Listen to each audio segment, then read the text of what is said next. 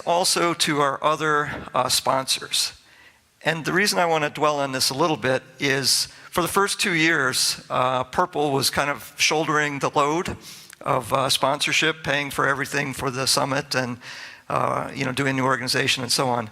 That was great, but I was really keen on getting industry involvement. And I'd like to challenge some of the companies who are here in the room who have big marketing budgets. We should think about upping the contribution and support of OpenWrt.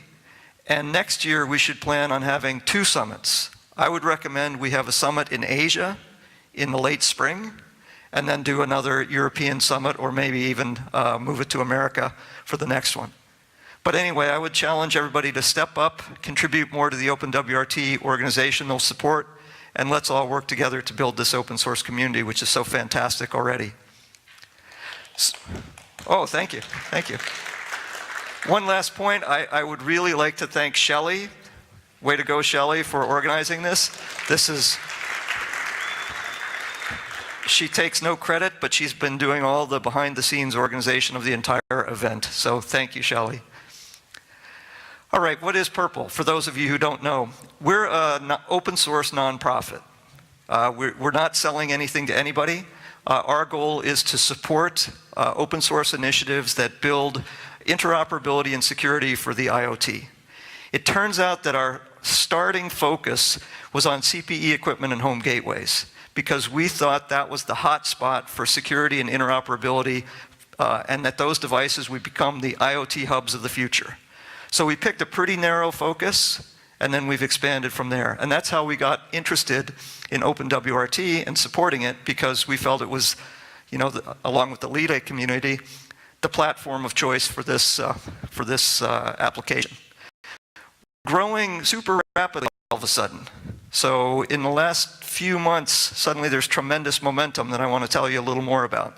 Here's just some example members, but perhaps more exciting is the strong interest we're now getting from carriers and additional chipset makers in open source developments. It's really interesting.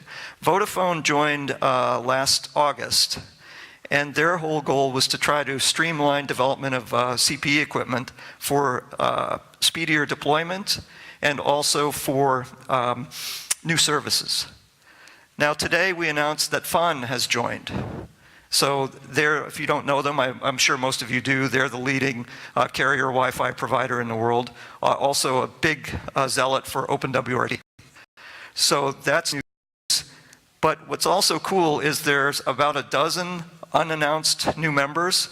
Some of them are here in the room, but we plan to do press releases for those, so we're going to hold back on the data. But if you have any questions, come see me, because I'm sure they would love to meet any of you. But these include chipset makers, additional big carriers, also the major equipment suppliers. So it's a pretty cool set of developments. Now, why now? So we've been working with OpenWrt for 3 years. And one of our main missions at Purple was to try to be the bridge between the open source community and industry. So to that end, last summer we launched a carrier interest group under the leadership of ADB and Soft at Home, whose goal was to kind of be the bridge, to be that group that could help organize that. And so subsequently we formed a set of smaller working groups led by community members and members of industry.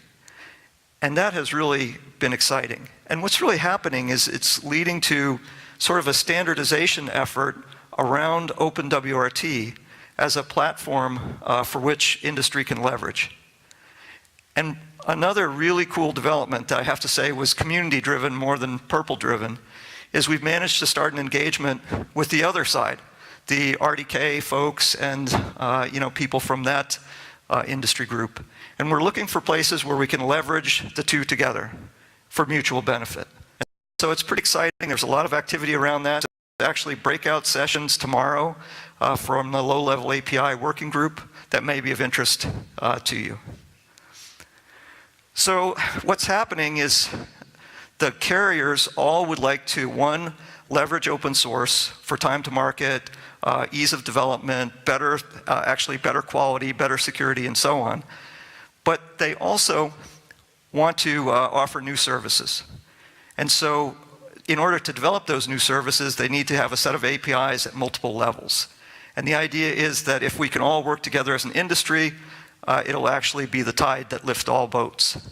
And so it's ISPs putting the demand on their carriers, the hardware guys integrating them, and then the engineering departments driving these APIs.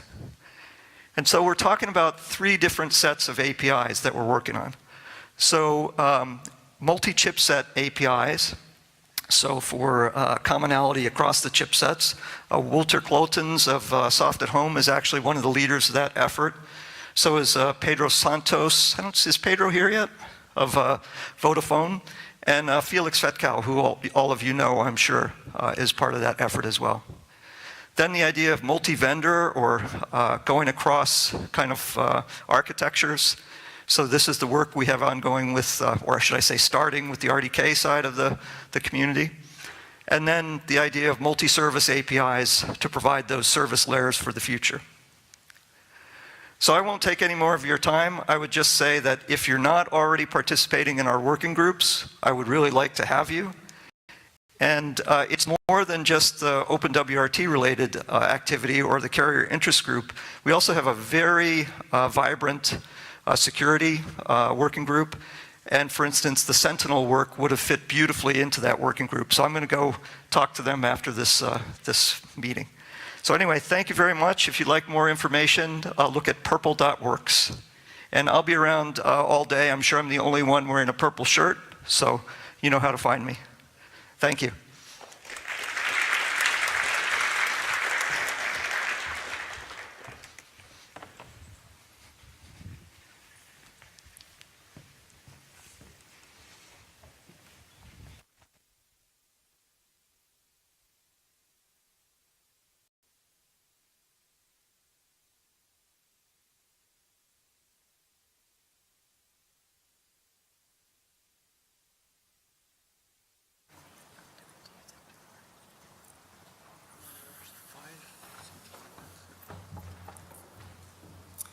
Okay, thank you, Art. Next up, we have Dirk from Technicolor, and they've been